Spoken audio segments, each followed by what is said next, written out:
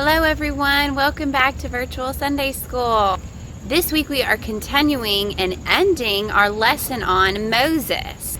You may remember for the last 3 weeks we've been learning about Moses ever since he was a little baby, all the way up until he saved the Hebrew people, also known as the Israelites, from Egypt and the Pharaoh.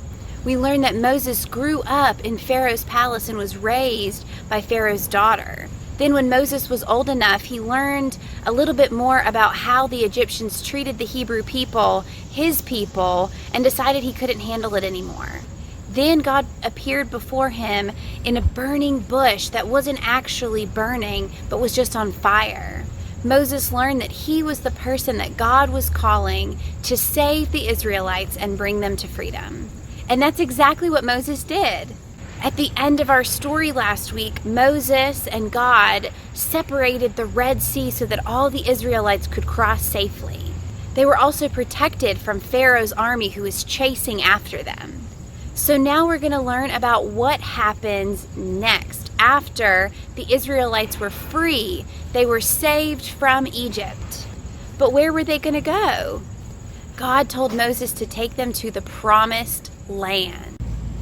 But what even is the Promised Land? According to our scripture, it was a land that had milk and honey, which back in those days was very rare and valuable. It was a special treat to have milk and honey. So Moses took all the Israelites across the desert, and the desert is a place that's full of so much sand and very little water. So Moses finally gets all the people to the Promised Land. And do you know what happens? The people get scared. They say, those people look different. They look gigantic. They eat grasshoppers and do a lot of weird things. We can't stay here. So they ran away, and Moses went with them. You know, I don't think God was too happy with that because God had promised them this special place for them to live forever. But because they didn't respect it and treat it kindly, and the people who lived there, God said, you know what? You have to wait 40 years for you to be able to go back to the Promised Land. But here's the thing about Moses. Moses was kind of old at this point. So in our story today, Moses' life is going to end and a new person is going to take over. So I've got our box full of all of our godly play materials to help us tell the story. I've got a basket of stones, a little basket of people, even have the city of Jericho. Now the Israelites are able to go back into the Promised Land, and our story will begin with them at the Jordan River. So let's use our imaginations and join me while I use these materials to tell our Bible story. Finally, after many years, they made it to the Jordan River, and from there they could see the Promised Land right there. That's the city of Jericho. And then God said to Joshua, "Joshua, don't be afraid. Lead the people of God into the Promised Land. Be strong. Have courage. I will be with you wherever you go." So Joshua said to the people, "Get ready. God will show us the way through the Jordan into the Promised Land. Do not be afraid." And so they led the way, and God rolled back the Jordan River so they could cross safely on dry land. One by one, they all started crossing to meet up with Joshua on the other side. When all had gone through, God said to take 12 stones, take them from the middle of the Jordan. Then Joshua said, "When your children ask, 'What do these stones mean?' you will say, 'The people of God passed through the Jordan on dry land into the Promised Land. For God dried up the Jordan just as God did the Red Sea, so that everyone may know God's power.'" When the kings of the land had heard what God had done, they were afraid, and the people of God began to live in the Promised Land safely.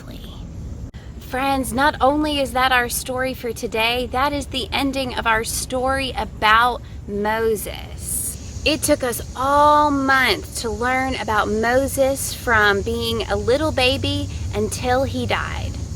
But it was such a great story. All the different parts of it and all the people along the way. Moses is one of the first people that we hear about in the Bible, in the book of Exodus. So if you want to check out the Moses story, go and look in the book of Exodus, the first few chapters. One of the things that I think we learned throughout each of the different parts of our story the last few weeks is that God is powerful. God had the ability to dry up the Red Sea, to part it so that the Israelites could escape from Egypt. And then 40 years later, God was powerful just the same and separated the Jordan River so that the Israelites could once again cross through and make it to the Promised Land. So friends, we're going to continue to talk about the power of God in our activity today with Miss Erin. I hope you enjoy it, and I look forward to seeing you next week online. Good morning, everyone. In today's lesson, Joshua used 12 rocks to remind people of God's power. And I kind of like that idea, using rocks to remind us of God's power. And as I thought about it, I thought it would be nice to kind of carry those around just as a reminder, the way some people might wear a cross on a necklace or something like that. But carrying around 12 rocks all day would start to get a little bit heavy. So I started to think about some other ways that you could use a rock as a reminder of God's power. So I have here with me a little bag that has a few smaller rocks. These are not very big. This one has kind of a cool, might be quartz on it. And then there's this one that I like because it's really, really smooth. It would be a very easy one. And I like the idea of just keeping one rock in your pocket. And when I put my hand in my pocket, I would remember, oh, now I have that reminder of God's power with that rock. So you might want to go out and take a walk, look around your neighborhood, your yard, see if you can find a small rock. Another way you could do it is you could use rocks that were bigger, rocks that are more like this size, and you can paint on them. Sometimes if you go out and walk around, you might see a rock that's painted with rainbows. You could even use sidewalk chalk on it or use permanent paint to put a message on it, put a rainbow on it.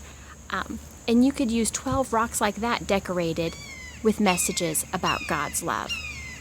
If you ever go to the church, there's painted rocks out there as well, behind the church, I think. You might be able to see them sometime. So, as you go forward this week, take a minute to find a rock that you decorate, or a rock that you want to carry around with you, and be reminded of the power of God's love. We'll see you next week. Bye-bye.